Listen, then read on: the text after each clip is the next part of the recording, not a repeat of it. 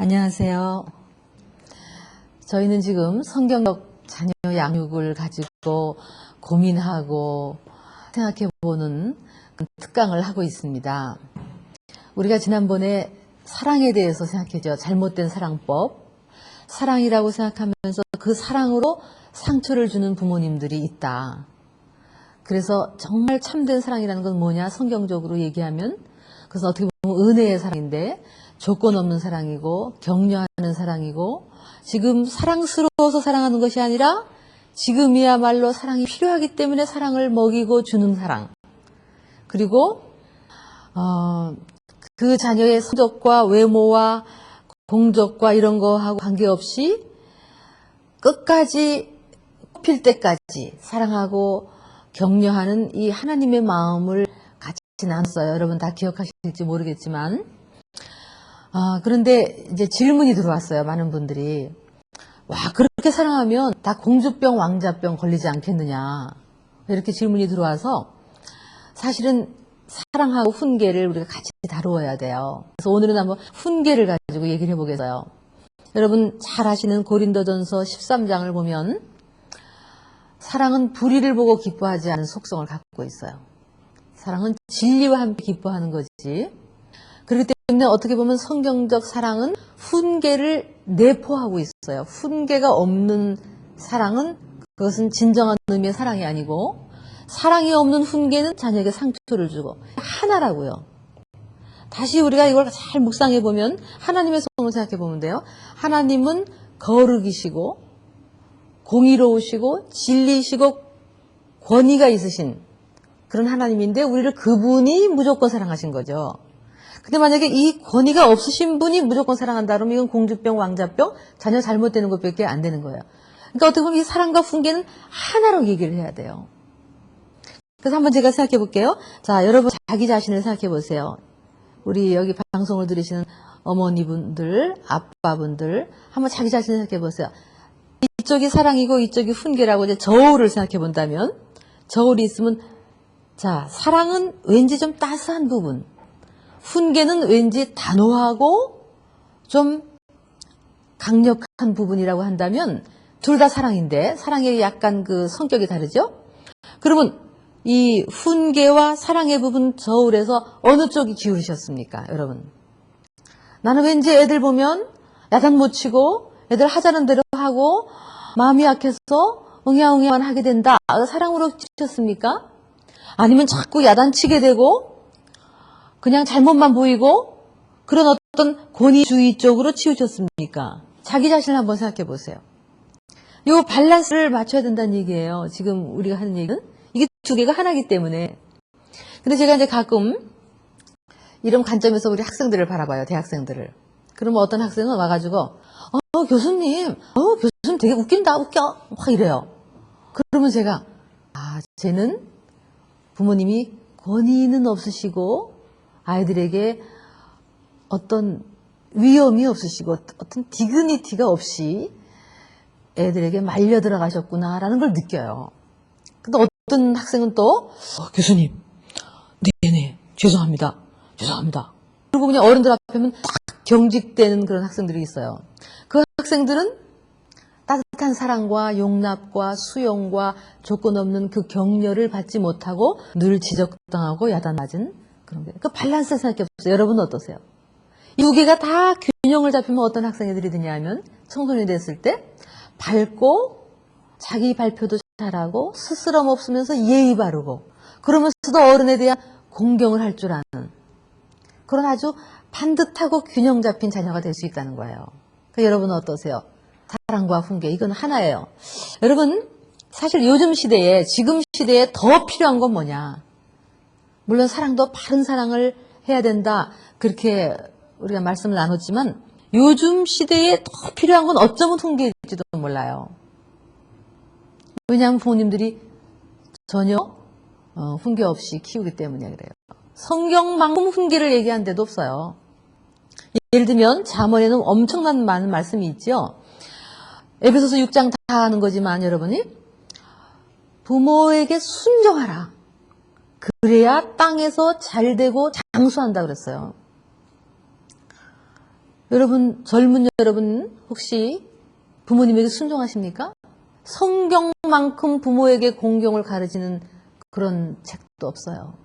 어떤 분은 기독교는 제사 안 지내기 때문에 불효다라고 얘기하지만 정말 살아계실 때 부모에게 공경하라. 그렇지 아니하면 땅에서 잘되지 못하고 장수하지 못한다는 거예요. 여러분 자녀가 땅에서 잘되고 장수하기를 원하시면 내 자녀가 나에게 순종하도록 공경하도록 가르쳐야 돼요. 근데 요즘 젊은이들이 우리에게 공경하느냐는 거죠. 이게 아주 약속 있는 첫 계명이다. 그거를 가르쳐요. 어릴 때부터 부모에게 공경하도록 해야 얘가 잘 된다는 거예요. 지금 그러시냐는 거죠. 그리고 또 성경에 이런 말이 있어요. 자문에 보면 내 자식을 징계하면 후에 어미의 마음을 참 기쁘게 한다.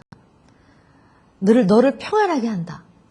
그런 말이 있고 채찍과 꾸지람이 지혜를 주거늘 임의로 마음대로 하게 내버려두면 그 자식은 어미를 욕되게 한다. 이 두 가지를 제가 말을 바꿔보려고 그래요. 어떻게 바꿔보냐면 어릴 때 자녀를 열심히 훈련하고 후리하라. 그러면 사춘기가 되면 그 자녀는 엄마의 마음에 기쁨을 주고 평안을 줄 거예요. 그런데 어릴 때 귀하니까 그냥 하고 싶은 대로 임의로 하게 내버려둬라. 그러면 그 자녀는 사춘기가 되면 부모의 마음을 심히 욕되게 하고 근심케 한다. 그 말씀이에요. 자, 여러분 생각해 보세요. 여러분 잘 아시면 엘리 제사장이라는 제사장이 구약에 나와요. 근데 그분은 아주 훌륭한 제사장이어서 사무엘까지 키운 제사장이었지만 자기 자녀들이 저주를 자청하되 금하지 아니함으로 인해서 패가 망신한 내용이 나와요. 여러분 다윗을 생각해 보실래요? 다윗. 우리 시편에 얼마나 많은 시를 쓴 다윗. 다윗은 사랑과 훈계에서 어느 쪽으로 치우친 것 같으세요? 한 말씀해 보실래요? 어느 쪽으로? 다윗은 어떤 분이었어요?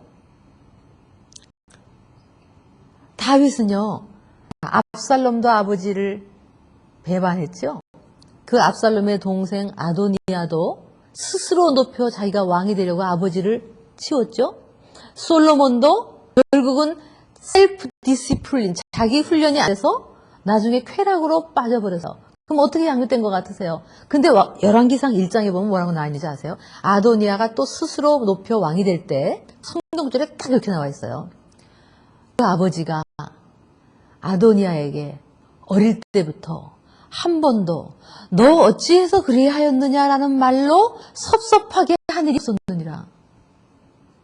그래가지고 여러분 참 우리에게 시사하는 바가 커요. 뭐냐 하면 다윗은 너무너무 시편과 새벽 기도와 믿음의 우리의 선조고 또 하나님의 마음에 합한 아주 믿음의 사람이었어요. 그럼 믿음의 사람이었으면 자식이 잘 돼야지. 근데 믿음의 사람이었는데도 자식 때문에 지질이 고생하고 평생 애먹고 평생 고생한 사람이 다윗이에요. 자, 그래서 뭐 우리에게 적용한다면 이래요. 제가 적용한다면 어떤 어머니가 믿음이 너무 좋아. 새벽 기도도 가고 철야도 가고 막 금식 기도도 가고 기도원을 다니면서 정말 선교도 하고 믿음이 좋은 분이에요. 그런데 그분이 집에서 자녀에게 너 왜 그랬니? 라는 말로 한 번도 섭섭하게 하지 않으면 아무리 믿음이 좋아도 자식 때문에 평생 고생하는 거는 다 당하게 돼 있다. 이 땅에서. 그게 성경의 말씀이에요. 그래서 여기 이런 게 있어요. 예를 들면 자녀를 망치고 싶으면 이렇게 해라. 예를 들면 아이가 원하는 것을 어려서부터 무엇이든지 다 들어주라. 그러면 틀림없이 자녀 망친다. 그 다음에 안 돼 라는 말은 절대로 하지 마라.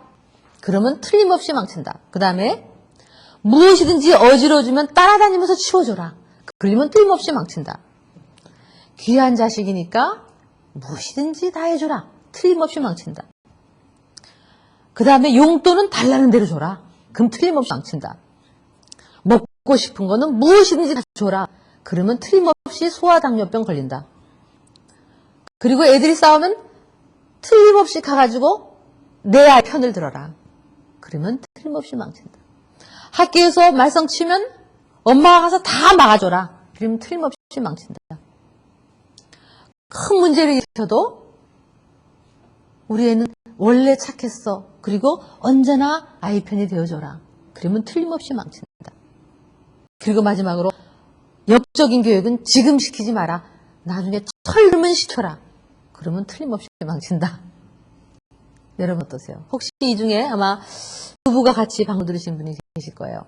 그런 분들 중에서 이름 한 분은 애 기죽인다 놔둬라 그렇게 얘기하고 계시고, 한쪽은 애를 야단치려고, 이것 때문에 또 부부가 싸우는 분들이 계셔요. 한 가지만 더 붙이고 싶어요. 애들 앞에서 끊임없이 부부가 싸워라. 그러면 틀림없이 망칩니다.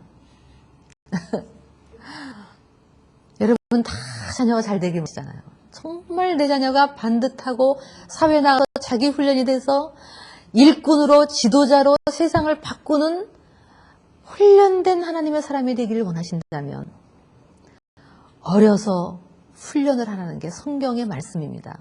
여러분이 믿거나 말거나 성경에서 말씀하시는 거예요. 그래서요, 의외로 여러분 가만히 있어, 자녀들이요, 사랑이 많은 부모를 좋아할 것 같습니까? 엄한 부모를 좋아할 것 같습니까? 아주 어린애들을 가만히 보세요. 어린애들의 깊은 심리를 보면요, 부모가 안 돼라는 건 안 된다고 얘기하고, 규칙을 제시해주고 내가 가야 할 길을 인도해주는 그 부모 밑에서 애들은 안정감을 줍니다. 가끔 애들이 부모하고 이렇게 파워 게임을 하는 경우가 있어요. 힘겨루기. 예를 들면 장난감 가게 하면서 지나가면서 엄마 이거 사줘. 그럼 엄마가 안 돼. 그러면 사줘. 안 돼. 그러면 뒤로 착 나빠져서 밖에 확 사줘. 그러면 안 돼. 그럼 얘가 지금 뭐하고 있냐, 뭐 엄마하고 나하고 지금 힘겨루게. 그러면 엄마가 나중에 얘가 파락 질려서 넘어가지고 까무러치면서 사달라 그러면 엄마가 아이고 할 수 없이 사주면 얘는 고집이 흑띠 백띠가 돼가지고 점점 단수가 올라가는 거예요. 얘가 지금 뭐하고 있는지, 엄마 나를 좀 제한해 주세요. 엄마 나를 좀 든든한 손으로 안 되는 건 안 된다고 사랑으로 얘기해 주세요. 그렇게 호소하고 있는 거예요. 제가 보기에는. 성경은요, 민주주의를 말하고 있지 않습니다. 여러분, 성경은 민주주의가 아닙니다. 워낙 권위가 지금 남용되고 워낙 권위주의 때문에 우리가 반항이 생겨서 그렇지, 진정한 권위, 아름다운 권위는 우리 모두에게 안정감을 줘요. 만약에 우리의 그 대통령이나 리더가 정말 바르고 정직하고 그러면서 아름다운 권위와 리더십을 가지고 있다면 우리나라가 얼마나 안정이 되겠어요. 부모님이 정말 아름다운 권위를 가지고 자녀를 특히 어릴 때 바르게 이끌어주면요, 자녀는 그 속에서 안정감을 누리게 된다는 거예요. 가끔 보면 제가 지난번에 어느 식당에 갔는데 어떤 외국인들이 밥을 먹고 있어요. 그런데 아주 그 3살, 4살쯤 된 아이들이 두 가족이 밥을 먹고 있는데 의자에 앉아서 밥을 먹는데요. 2시간 정도 대화를 하고 있는데 애들이 의자에서 나가지를 않아요. 여기 앉아서 장난감도 보고 인형도 갖고 놀고 막 움직이면서도 부모들이 막 얘기하는데 거기에 방해도 하지 않고 꼼짝없이 있어요. 그래서 제가 그랬어요. 얘네들은 특별한 아이들인가? 저 민족은 특별한 아이들인가? 왜 우리 아들은 안 되는데 자녀들은 되는가? 가만히 이제 관찰해서 보니까 한 1시간 반쯤 지난 다음에 엄마한테 얘기하는 거 보니까 엄마 화장실 갈래요? 라고 말한 것 같아요. 그러니까 엄마가 딱 데리고 화장실 가 또 앉혀놓은 거야. 근데 우리 애들은 왜 온 데를 휘젓고 다니냐 말이야, 우리나라는. 우리나라 뭐 이 혈통이 특별한 혈통을 갖고 있는 건 아니잖아요. 그 성경에서는 어려서부터 자녀를 때로는 채찍과 꾸지람이 그 속에 미련한 것을 쫓아낸다. 이렇게까지 얘기해요. 우리가 첫날 뭐라고 했습니까? 첫날 성경적 인간관계를 얘기하면서 우리 자녀에게 죄성이 있다. 미련한 것이 얽혀 있다. 그래서 안 돼, 싫어, 미워. 그런 것이 먼저 나오는 죄성을 갖고 있단 말이에요. 그러면 그거를 다스려줘라. 창세기 4장에 보면 우리 속에 죄에 대한 소원이 있으나 너희는 그것을 다스려야 된다. 우리는 죄에 대한 디자이어가 있단 말이에요. 왠지 죄성으로 치닫는 발걸음이 더 빠르게 되어 있다고요. 그러면 특별히 어릴 때부터 이거를 딱 질서 속에 잡아주면 얘는 평생 질서로 사는 거란 말이에요. 자기도 자기 스스로 훈련이 되고 나와가지고도 어른들을 공경할 줄 아는 아주 반듯하고 균형 잡힌 자녀가 된단 말이에요. 지금 이게 시급한 문제예요. 교회마다 부모들이 자녀를 안 되라는 말을 못해. 안 되라는 말을 해도 이래. 야, 안 돼. 왜 저렇게 돌아다니지? 안 돼. 그러고 아이 참. 그리고 포기해요. 안 되라는 말 안 하는 건 못해. 가끔 식당에 가보면요. 말 갖다 다니면 너 다시는 안 데리고 다닌다. 그거를 믿는 어린이가 없어요. 그리고 맨날 데리고 다녀. 놓고 간다. 놓고 가는 법이 없죠. 그러니까 안 돼. 경비 온다. 저 주사 꾹 놓는다. 그 말을 믿는 아이가 없단 말이에요. 이게 말빨이 안 써요, 부모들이. 부모의 말이 자녀에게 안 된다는 말을 정말로 믿도 만들지 않단 말이에요. 제가 슈퍼마켓 같은 데 가보면 가끔 애들이 엄마 이거 사줘? 그래요. 그러면 부모님 여러분 보시고 사줘야 된다고 생각하시면 사주세요. 그러면 그래 그러면 하나 집으렴 그러세요. 그러면 네 고마워요 그러실 거예요. 근데 안 된다고 생각하면 안 된다 그러세요. 그러면 그거는 끝까지 안 되셔야 돼요. 혹시 중간에 마음이 변해서 좀 사주고 싶어 내 마음이 안쓰러워서 그래도 안 된다고 했기 때문에 안 돼요. 애를 위해서. 어쩌다 실수로 안 된다 그랬으면 끝까지 안 돼야 돼요. 그런데 그러시나요 부모님? 뭐 사주세요 그러면 쳐다보지도 않고 안 돼 안 돼. 엄마 하서 아니 아이가 엄마 그러면 빨리 집어 그럼 이런단 말이에요. 그러니까 이게 내가 한 번은 포항에서 서울 오는 비행기를 탔어요. 근데 저희 학교에 어떤 여자 교수님하고 같이 탔어요. 근데 그 교수님이 딸이 하나 있어요. 딸을 데리고 탔어요. 서울 오는 일이에요. 그래서 같이 이제 탔는데 그 어머니가 아이를 아주 엄격하게 키우는 편이에요. 그래서 다른 요즘 세대의 다른 애들은 좀 다르게 얘가 아주 반듯하게 그렇게 자라는 모습을 보는데 이제 아시아나 비행기를 타고 오는데 직원이 마스코트를 팔아요. 뭐 액세서리를 사는데 저하고 이 교수님만 막 얘기하고 있는데 그 딸이 엄마 나 하나 사주세요 그래요. 그러니까 엄마가 안 돼 그래 버린 거예요.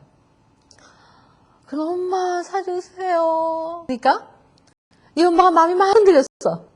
그 저를 보고 어떡할까 이래요. 그 제가 눈으로 안 돼, 안 돼. 그랬어요. 이 엄마가 너무 안쓰럽지만 안 돼.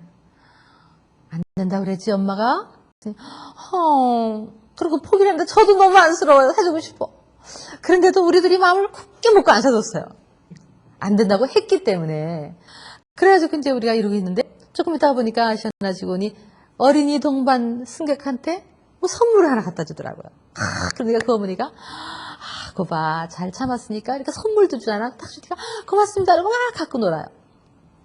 근데 이 아이는 아주 엄마 말을 그렇게 잘 들어요. 심지어는 그 집에 놀러 갔을 때 그러더라고요. 엄마 나 새우깡을 먹는데요. 몇 개 먹어요? 그러니까 엄마가 10개 먹어라. 실수로 그래버린 거예요. 그랬더니 얘가 하나, 둘, 10개. 그렇게 먹고 다 갖다 놔요. 너무 지나치다고 생각하십니까? 그렇게 한 자녀를 커가면서 점점 풀어주면 얘는 반듯해요. 그런데 어릴 때 응야응야 한 애를 커가면서 꼭 잡으려고 그러면 안 된단 말이에요. 이게 성경적 자녀 양육의 방법은 어릴 땐 엄격하게 커가면서 자유와 신뢰를 더 많이 주는 것이 이렇게 V를 그린다면 이렇게 V를 그려야 돼요. 어릴 때는 제한과 이 어떤 자유를 좁혀주고 그리고 커가면서 넓혀주는 거예요. 그래서 어릴 때는 엄격하게 커가면서는 친구와 같게 커가면서는 신뢰야 난 너를 믿는다. 이건 너를 믿는다는 나중에 해야지. 어린애 보고 나 널 믿는다 그러면 안 돼요. 어린애를 어떻게 믿어요 우리가. 그렇게 생각해 보세요. 그래서 아까 우리가 사랑과 훈계를 얘기하셨죠. 여러분 우리가 좀 이 공부를 위해서 정확하게 하기 위해서 생각해 보는데 사랑하고 훈계가 둘 다 밸런스를 이루면 좋은데 사랑과 훈계가 하나만으로 치우칠 수밖에 없는 상황이었다면 어느 쪽으로 어릴 때 치우치는 게 더 좋으냐. 둘 다 어릴 때 사랑과 훈계가 다 있어야 되지만 치우쳐야 된다면 한번 생각해 보세요. 자, 훈계로 많이 치우쳤어요. 엄마가 격려와 사랑은 많이 안 주고 아주 엄격하게 줬단 말이에요. 그런데 그 엄마가 나이가 들어서 이 세미나를 들었어요. 듣고 나서 내가 사랑을 많이 못 줬다라는 생각이 들어가지고 10대 혹은 천 자녀한테 앉혀놓고 아들아, 딸아, 내가 참 이렇게 공부를 했는데 너를 너무너무 엄격하게만 키웠더라. 정말 너를 무조건 사랑하고 따뜻하게 사랑하고 격려하고 위로하는 것을 참 못했다. 참 미안하다. 용서해라. 그러면서 그 아이에게 사랑을 주면 얼마나 회복이 됐어요. 근데 만약에 거꾸로 생각해 보세요. 어릴 때 놔두고 응양야 키우고 냅두고 마구 키웠어요. 그 엄마가 어느 날 세미나를 들었어. 그래가지고 훈계를 배워야 되나. 그래서 얘를 10대 애들을 앉혀서 이리 와서 앉아라. 내가 세미나를 들었는데 내가 너에게 훈계를 어렸을 때 줘야 되는데 안 준 거더라. 그래서 이제부터 내가 너를 훈계하려고 한다. 그럼 되겠느냐고요. 엉망 키웠는데 걔가 그제서 아 그래요 어머니 내가 이제부터 훈계를 받아들이겠냐고. 근데 여러분 잘 생각해보세요. 이게 어떻게 우리가 적용할 수가 있냐면요. 성경이 처음에 하나님이 하나님의 절대적인 법, 거룩한 법, 율법을 먼저 제시했어요. 제시하시고 우리가 그걸 정말 지키기가 어려웠어요. 그 다음에 하나님의 사랑과 용서와 은혜를 얘기했어요. 이게 거하게 느껴지는 거예요. 그죠? 그러니까 우리가 만약에 자녀에게 오히려 어릴 때는 자녀를 엄격하게 순종하도록 키우고 나이가 들어가면서 점점 자유를 주고 신뢰를 주는 것이 바람직하다는 거예요. 물론 이게 합쳐져야 돼요. 몇 가지만 주의를 하겠어요. 훈계에 있어서 주의점 몇 가지. 특별히요. 첫 번째, 감정 폭발이 훈계가 아니에요. 화가 나서 두드러 패놓고 훈계했다고 생각하지 마세요. 그런 훈계는 자녀에게 상처를 줍니다. 그렇기 때문에 훈계를 하기 전에 아이의 사정을 들으십시오. 네가 왜 그런 일을 했는지. 어떤 분은 그래요. 어릴 때 자기가 놀다가 집에 들어왔대요. 그랬더니 아버지가 갑자기 일어나가지고 자기를 때리는데 무섭게 때렸대요. 막 때렸대요. 그리고 막 그래가지고 뭐라고 말을 하는데 왜 그러냐 했더니 그냥 막 때리면서 나가라고 그러면 난리가 났대요. 엉엉 얻어맞고 밖에 나와서 엉엉 울었대요. 나중에 알고 보니까 아버지 지갑에 돈이 없어졌다고. 자기는 훔쳐가지 않았는데. 그래가지고 난리가 났는데 그 다음날 그 장롱 밑에서 그게 떨어졌대요. 그걸 주운 거예요, 아버지가. 근데 이 분이 이걸 얘기하면서 거의 정말 눈물 글썽여서 하신 얘기가 뭐냐면 자기가 그날 매맞고 억울하게 매맞은 것도 너무 정말 상처가 됐지만 그 다음에 그것이 발견됐을 때 아버지가 내가 정말 너를 어저께 잘못 야단쳤구나라고 했으면 자기는 괜찮았다는 거예요. 근데 그런 다음에 있었구나. 아, 네가 가져간 게 아니구나. 그러고 그냥 넘어갔대요. 자기한테 말 안 해도. 지금껏 자기는 지금 나이가 벌써 30이 넘었지만 아직도 그거는 상처가 된다는 거예요. 너무너무 억울하고 분하게 지금도 든다는 거예요. 여러분 자녀에게 감정 폭발로 쏟아붓지 마세요. 그리고 얘가 왜 그렇게 했는지를 한번 들어보세요. 변명이 아니라 이유를 한번 들어보시라고요. 사정을 한번 들어보시라고요. 그렇기 때문에 감정 폭발이 되지 않게 하려면 방법이 있어요.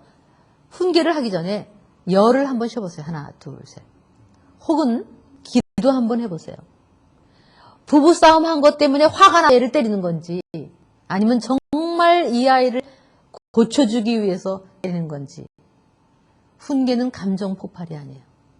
물론 우리는 실수를 해요. 저도 옛날에 우리 아들이 학교에서 늘 5시면 들어오는 애가 7시, 8시도 연락이 없이 안 들어왔어요. 들어오는 거를 너 엄마가 얼마나 걱정했는 줄 알아? 뭐라고 중얼중얼대 날 쳤어요. 한참 있다 보니까 선생님이 나무라고 그래서 선생님하고 뭘 하고 선생님이 데려다 주셨다는 거예요. 제가 정말 잘못했어요. 미안하다 그래야 되는데 저도 지금 생각하면 아 시끄러 네가 완전 잘했어? 이러고 넘어갔던 것 같아요. 얼마나 억울했겠어요. 오해했을 때는 미안하다고 해요. 어떤 아버님이 이 세미나를 들으셨어요. 근데 그 아버님이 이 강의를 듣고 나서 마음에 찔린 게 있었어요. 자기 아이가 셋인데 둘째 아이를 어릴 때 자기가 자기 벨트로 때린 적이 있었대요. 마구 때린 적이 있었는데 그것이 아주 어린 시절인데 기억이 갑자기 나신 거예요. 이 아버님이 잊어버렸다가. 그래서 정말 이분이 지금은 예수님을 잘 믿으시는데 막 마음의 가책이 성령님이 주시는 거예요. 그 다음날 아침에 운동을 할 계획이 있었는데 토요일 날 아침 식사를 하면서 자기가 운동을 포기하고 이미 학생이 된 자녀들을 놓고 그 자리에서 말을 꺼냈대요. 그 둘째를 부르면서 누구야, 너 혹시 기억나니?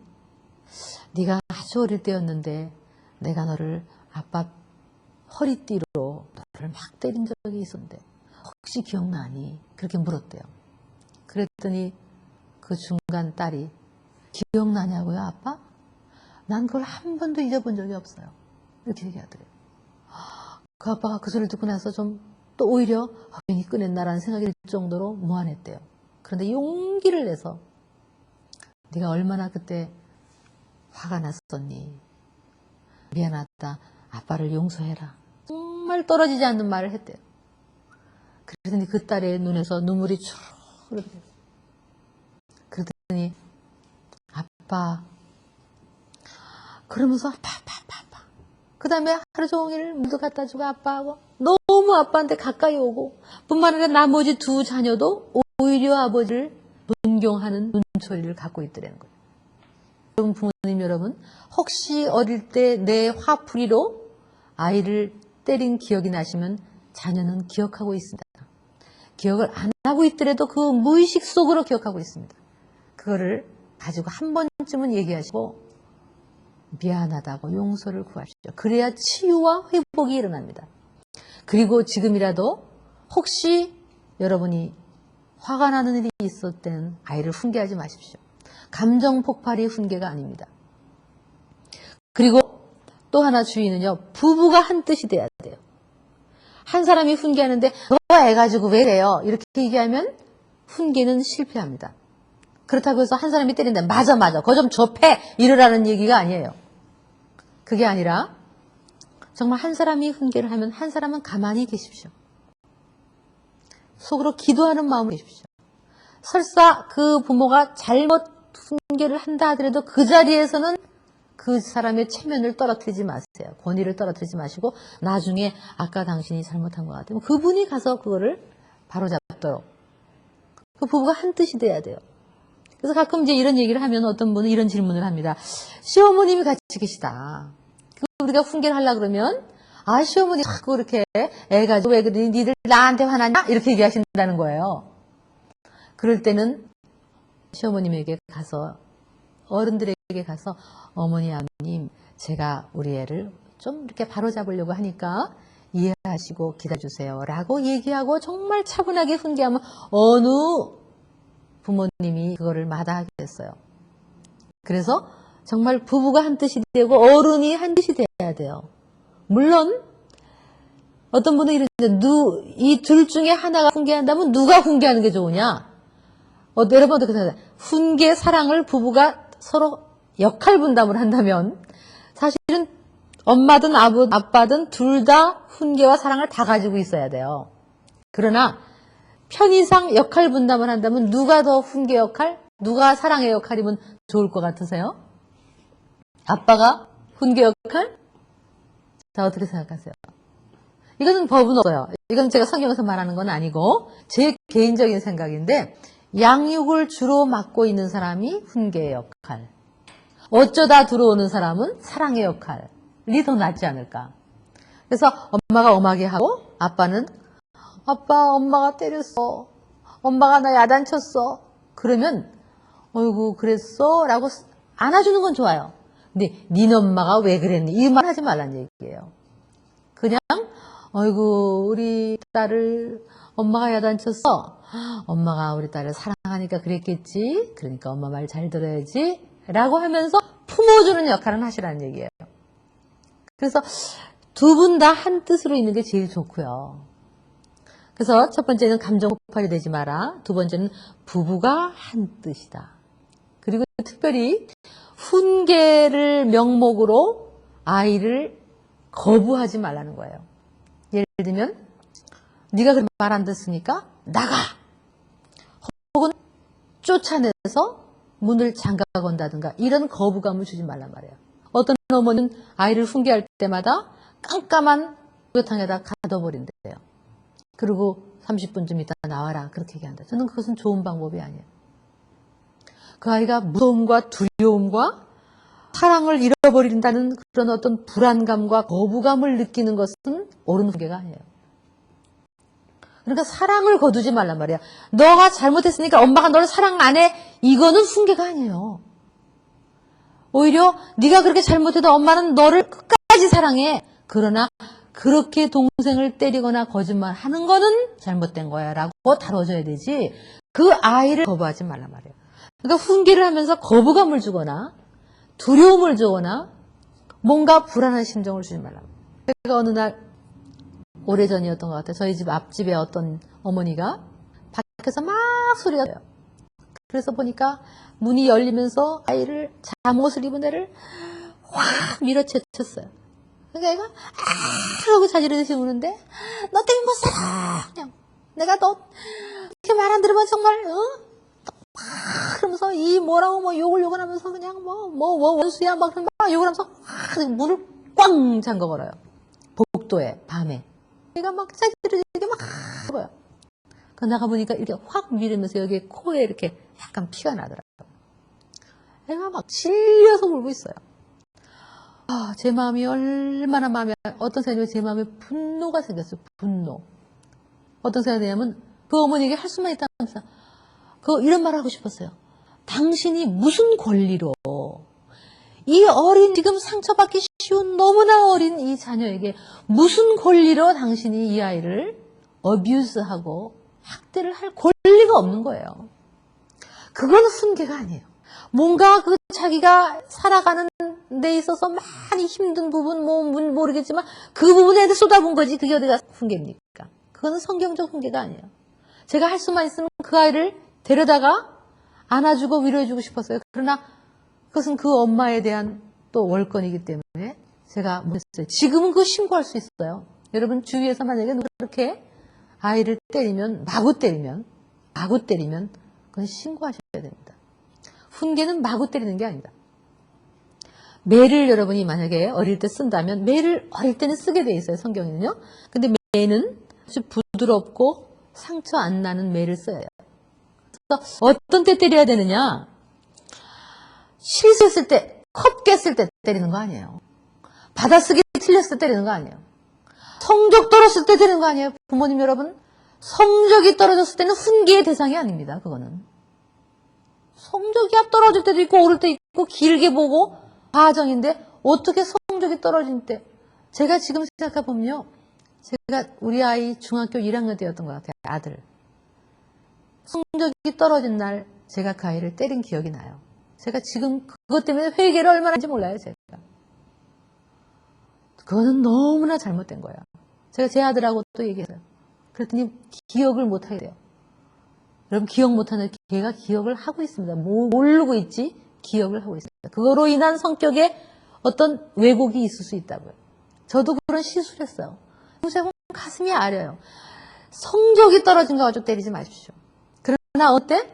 고의적으로 엄마 말을 안 듣고 고의적으로 못된 짓 하고 반복적으로 똑같은 잘못을 계속하는 그 어린 고집은 다루어줘야 된다고. 그때는 데려다가 얘기를 하십시오. 그리고 엄마가 너를 그 거짓말을 하면 안 되기 때문에 내가 너를 오늘은 때려야 되겠다. 일어나라. 그리고는 종아리를 요 매로 때리세요. 근데 이게 널찍하고 부드러우면요. 상처가 안 나니까 마음 놓고 때리셔도 돼요. 빨개지는 건 괜찮아요. 상처 안 돼요. 근데 어떤 분은 떼지. 그리고 때리는 동 마는 동. 그거면 오히려 애 성질만 나빠져요. 그 엄마가 때리는 건 우습죠. 그게 아니고 때릴 때는 죄송한 얘기지만 아프게 때리세요. 그래가지고 빨간 자국이 나도 괜찮아요. 그래서 3살이면 3대 정도? 5대, 어린애들은 5대가 넘어가지 않는 게 좋고 어쨌든 전체적으로 10대는 넘어가면 10대가 넘어가면 폭력이 돼요. 10대가 안 넘어가요. 천천히 사랑하는 마음으로 때리세요. 그리고는 그 매를 접어서 냉장고에 갖다 놓고 불러서 아팠지. 엄마 마음도 아팠어. 그러니까 이제는 그렇게 하면 안 돼. 그리고 안아주세요. 그렇게 하면 아이는 이 매라는 것이 어디에 쓰냐면 엄마의 권위의 상이에요. 그러면 그 다음에 어느 날 동생을 계속 때려. 엄마 때리지 마. 또 때려. 엄마 때리지 말라 그랬지? 또 때려. 엄마가 때리지 말라 그랬지? 그러면서 어디를 쳐다보냐면 그 냉장고에 올려놓은 매를 딱 쳐다보는 거예요. 그러면 그 아이가 그때 한 번, 두 번 그 매가 효력이 있었으면 그 다음에 때리지 않고도 권위의 상징으로 매를 갖고 있는 거예요. 여러분 어떤 어머니가 저한테 이런 얘기를 해요. 감동스러웠던 매가 기억이 난대요. 어릴 때. 자기 어머니가 자기가 뭘 잘못했는지 지금 기억은 안 나는데 뭘 잘못했을 때 어머니가 자기를 설명했대요. 이래 네가 잘못했냐 자기가 정말 잘못했다고 생각했대요. 자기 보고 몇 대를 맞겠니 그러더래요. 그래서 5대요 그랬대요. 그래서 가서 매를 갖고 와라. 매를 만들어 와라 그랬대요. 시골에 살았대요. 자기가 제가 어떤 막대기를 가서 갖고 왔대요. 그랬더니 어머니가 딱 앉혀놓고 그 매를 가위로 칼로 그러면서 계속 여기가 가시가 있어서 이 가시가 닿으면 우리 딸 상처 나니까 요거를 가시가 없게 다 해야 되겠다. 그리고 빼바로 걸 다 하면서 계속해서 상처가 안 나나 모르겠다. 이러면서 이걸 아주 꼭 다듬으셨대요. 그러고는 앉혀놓으시고 5대를 때리셨대요. 그때 그 매는 굉장히 감동스럽게 다가와 있대요. 지금. 정말 훈계를 잘하면요. 그 훈계는 안정감을 주고 그는 우리에게 감동을 줘요. 어느 아버님은 목사님이었던 것 같아요. 글을 썼는데 이런 글을 썼어요. 아, 우리 어머니에게 매 맞고 싶어라. 글 제목이. 그러면서 그 글은 내가 어릴 때 잘못되면 우리 어머니는 들어가서 하얀 한복을 갈아입고 나오셨대. 그러고는 무릎을 꿇고 앉아서 자기를 종아리를 치셨대요. 근데 그 어머니는 이제 그 어머니는 돌아가시고 없지만 그 목사님이 내가 지금 잘못 갔을 때 누가 그렇게 눈물로 나를 바로잡아 줄 것인가. 아, 어머니에게 한 번만 더 매 맞고 싶어라. 뭐 이렇게 멋있는 글을 쓰셨어요. 요즘은 그런 사람들이 없어요. 여러분 제가 보장합니다. 정말 어릴 때 부부가 한뜻이 돼서 권위를 잃지 않고 권위주의가 아닌 사랑의 권위를 잃지 않고 아이가 되는 것은 된다, 안 되는 건 안 된다라고 반듯하게 잡아주면 그 아이는 청소년이 돼도 사춘기가 돼도 그렇게 난리치지 않습니다. 다른 사춘기는 그렇게 난리치지만 여러분의 사춘기는 여러분을 공경하는 그런 자녀다. 그런 자녀는 세상에 나가서도 자기를 훈련할 수 있고 그렇게 할 수가 있어요. 그래서 몇 가지 이제 주의사항을 드렸습니다. 그리고 우리가 사랑에서도 사랑 때 강조를 많이 드렸지만 성과 위주로 때리지 말란 말이에요.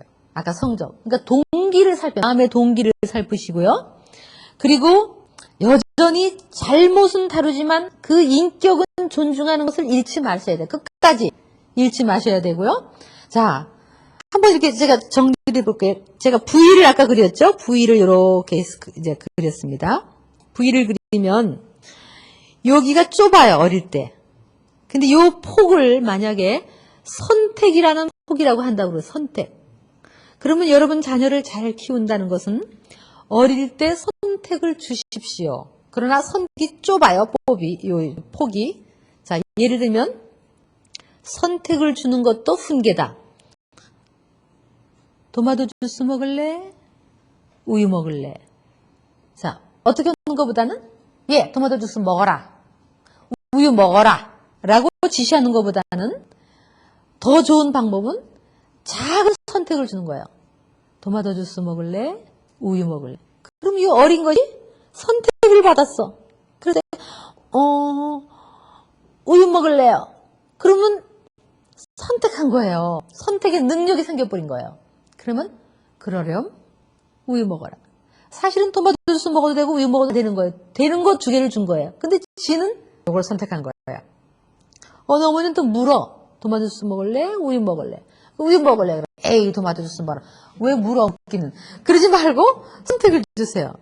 그러면 그 다음에 조금 더 크면 3개 정도 줄 수 있겠죠? 아니면 냉장고에 마실 거 있다. 꺼내 먹으렴. 거기 냉장고에 마실 거를 매를 놔두는 거예요. 그러면 선택하는 거예요. 제일 안 좋은 거는 이거 먹어라. 그리고 끝나면 요거 먹어라. 그 다음에 뭐 해라. 그 다음에 뭐 해라. 계속하면은 나중에 부위가 끝나는 때 자기가 선택할 줄 아는 능력을 못 가진 거니까 부모는 훈계를 안 한 거예요. 훈계라는 건 훈련이니까. 자, 그럼 두 번째 수술 먹었어요? 그 다음에 오늘은 무슨 신발 신고 나갈래? 그럼 요거요. 근데 신고 나갔어요. 근데 엄마 생각에 그거 안 신었으면 좋겠지만 신고 나갔어요. 엄마 나 이거 신으니까 오늘 추워요. 내일은 이거 안 신을래요. 배운 거예요. 그러렴. 그러면 조금 있다가 어느 날 장롱을 열고 뭐 입고 나갈래? 그런데 추운 날인데 뭐 얇은 거 입고 간다. 그러면 어떻게 하느냐? 뭐 이런 얘기를 해요, 어머니들이. 더 좋은 방법은 사실은 열었을 때 장롱 속에 그 계절에 입어야 하는 것들을 갖다 놓는 게 제일 좋은 거죠. 그러나 만약에 지가 정말 고집스럽게 그걸 입고 간다 그러면 입고 나가서 추운 결과를 맛보도록 한 것도 훈련이란 말이에요. 그렇게 되면 만약에 그렇게 부모님이 이 부위를 염두에 두고 어릴 때부터 제한의 폭을 조금씩 넓혀주고 선택의 폭을 넓혀주셨다면 조금 있다가 보면 미술 배울래, 피아노 배울래. 그렇게 되죠. 많은 어머니들이 미술 배우고 뭐 배우고 어느 어머니하고 저하고 얘기하고 있는데 핸드폰으로 전화 와요. 그 애기가 엄마 나 학교 갔다 와서 숙제했는데 이제 뭐 할까? 그러니까 그 어머니가 10분 놀고 학원 가. 알았지? 그럼 조금 있다. 학원 갔다 왔는데 엄마 뭐 할까? 텔레비 봐도 돼? 안 봐도 돼? 끊임없이 묻는 그거는 아이를 훈련하고 훈계하는 게 아니라는 거죠. 나를 의존하게 만드는 거니까 훈련이 된 게 아니에요. 그 선택을 넓힙니다. 점점 넓혀요. 그럼 미술 갈래? 피아노 갈래? 그러면 조금 있으면 이과를 갈래? 문과를 갈래? 대학을 어디 갈래?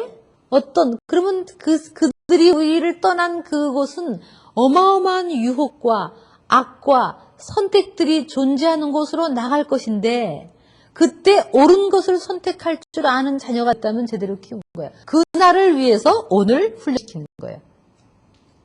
그래서 부위를 이렇게 그려야 돼요.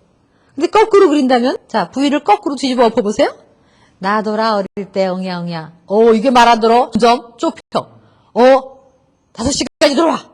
그러면 부위가 거꾸로 돼서 나중에는 시장 가도 따라가서 김치는 이거래 해라 뭐 참견을 하게 되는 거죠. 그래서 좋은 훈련이라는 것은 그가 스스로 선택할 줄 알고 자기를 훈련할 줄 알도록 훈련하는 거예요. 그래서 성경적인 훈계는 벌 주는 게 아니란 말이에요. 영어로 말하면 punish가 아니라고. punish가 아니라 영어로 말하면 뭐가 많냐면 train up. 훈련해서 키워내는 거예요. 어떻게 보면 discipline. 그게 맞아요. 훈련하고 내자 훈련을 시키는 거예요.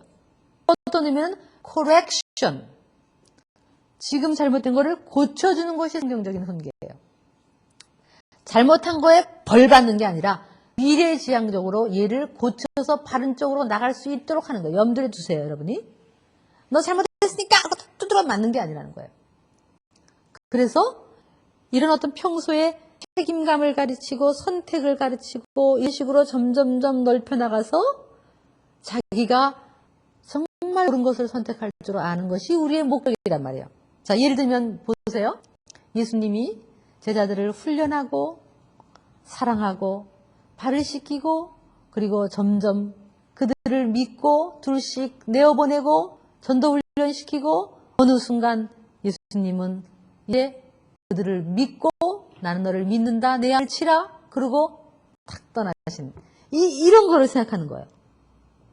그래서 이거를 이제 4단계로 한번 정리를 해보겠습니다. 시간이 거의 다 됐기 때문에 성경적 훈계는 첫 번째 어려서 0살부터 6살까지는 5살, 6살까지는 특별히 부모님이 신경 써야 될 것은 자녀들이 내 말에 순종하도록 해야 됩니다. 순종하도록. 그래서 부모는 특별히 권위자의 역할을 해줘야 됩니다. 권위주의가 아닌 흔들리지 않는 안정감 있는 권위자의 역할을 해줍니다. 5살까지. 그러면 그 다음에 5살부터 13살 정도까지는 자녀들이 우리를 보고 배웁니다. 그들은 보고 배워요. 그 다음에 13살부터 20세, 18세까지는 마치 코치의 역할입니다. 그리고 나면 그 다음에는 우리는 그들을 떠나보내고 친구의 역할입니다. 자, 예를 들면 이제 그거를 정리를 더 해볼게요. 운동선수를 내가 훈련하는 코치라고 생각하면 제일 먼저 이 선수를 맡았어요. 맡아서 내가 이제 훈련시킬 거예요. 제일 먼저 해야 되면 이 선수가 내 말을 들어야 돼요. 내 말 안 들으면 훈련을 시킬 수가 없어요. 호루라기 한 번 불면 쓰고 후룩후룩 두 번 불면 뛰어. 그 말 안 들으면 그 다음에 훈련이 안 돼요. 그러니까 제일 먼저는 내 말을 들어야 돼요. 그러고 나면 그 다음부터는 이 운동선수는 코치가 하는 걸 보고 배웁니다. 공을 탁탁 치고 탁 하고 보고 배웁니다. 13살쯤 지나고 나면 이제는 뛰는 거는 본인들이 뛰어야 돼요. 운동 코치는 벤치에 앉아 있어요. 앉아 있다가 뛰고 와서 10분쯤 있다가 이렇게 하는데 잘 안 돼요. 그럼 이렇게 해봐라. 또 뛰어요. 코치 역할, 상담자 역할이에요. 그러고 나면 이제 잘 키워냈으면 나중에는 코치가 이제는 따라가지도 않아요. 자기가 선택해서 뛰고 가끔 와서 친구처럼 어떻게 보면 아주 더 질 높은 우정의 관계를 가질 수 있는 그것이 바로 성경적인 훈계예요. 그래서 여러분 사실은 우리 하나님을 생각해 보세요. 우리 하나님은 우리를 은혜로 사랑하고 무조건 사랑하셨어요. 그러나 그 하나님은 거룩하시고 공의로우시고 정말 우리를 보고는 도저히 묵과하실 수 없는 분이셨어요. 그래서 아까 제가 사랑과 훈계의 밸런스 얘기했지만 우리 하나님은 어떤 분이시냐면은 십자가에서 죄의 싹은 사망이다. 죄의 싹은 사형이라고 선포하셨어요. 그런데 자기 자녀들이 죄를 짓고 온 거예요. 그랬을 때 아니야 내가 여기까지 말했던 것은 취소 없던 걸로 하자라고 하지 않으시고 그 죄의 무서운 값을 지기 위해서 마치 재판관이 재판관에서 죄의 값은 사형이라고 선포하시고 그 재판관 옷을 벗으시고 이 땅으로 내려와서 그 죄수 대신 거기와 그 무서운 죄값을 다 자신이 짊어진 사건이 바로 십자가의 사건이에요. 여러분이 아마 이 사랑과 훈계를 자녀에게 밸런스 있게 하신다면 그러면 여러분 자녀는 다른 애들하고 다르게 될 거예요. 정말 반듯한 자녀가 될 거예요. 요즘 젊은 사람들 얼마나 정말 어른들을 공경하지도 않고 자기 훈련하지 않고 자기 멋대로 살고 참 이것은 불행이라고 생각해요. 특별히 자녀가 하나 둘인 경우 더 그래요. 성경적인 훈계는 그것이 아니에요. 그리고 성경적 훈계 중에서 정말 우리가 한 가지 마지막에 말씀드리고 싶은 것은요. 우리가 본이 되는 삶을 살지 않으면 사실은 훈계에서 참 어렵습니다. 이게 제일 자신 없는 부분이에요. 우리가 아이들 보고 부모에게 공경해라. 그러면서 우리가 부모를 공경하지 않는다면 그것은 어릴 때는 먹혀 들어갈지 모르지만 자녀가 청소년이 되면 먹혀 들어갑니다. 그리고 우리 아이들에게 정말 존경을 따내지 않으면 정말 성장해가는 자녀를 훈계한다는 것은 포기해야 됩니다. 본이 되는 삶을 살기 위해서 완전한 부모는 아닙니다. 때로는 우리가 잘못했던 것은 잘못했다고 인정하면서 그러나 항상 우리 자신을 돌이켜보는 그런 부모님이 돼야 될 것 같아요. 그리고 훈계의 끝은 기도입니다. 훈계의 결론은 기도예요. 다시 말하면 자녀가 옳은 길을 가도록 해달라고 기도하십시오. 사실 우리가 아무 좋은 훈계를 해도 자녀가 잘못될 수도 있고 그리고 또 자녀만큼은 우리 힘으로 어떻게 할 수 없다라는 말씀이 있어요. 그러나 비슷하게 키우면 자녀가 멀리 가봤자 금방 돌아옵니다. 그러나 어쨌든 우리는 끊임없이 자녀를 위해서 기도해야 돼요.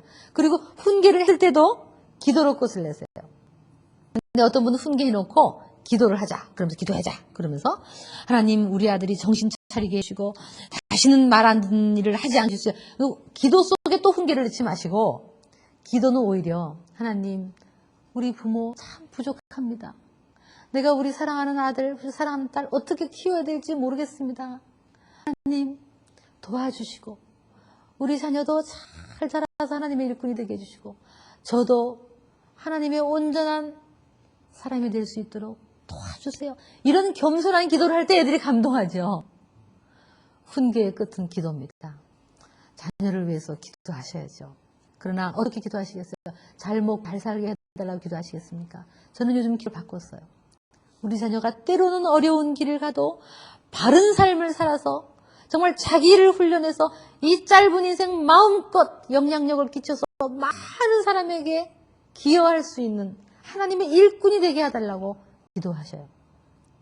그러기 위해서 오늘 훈계하는 거예요.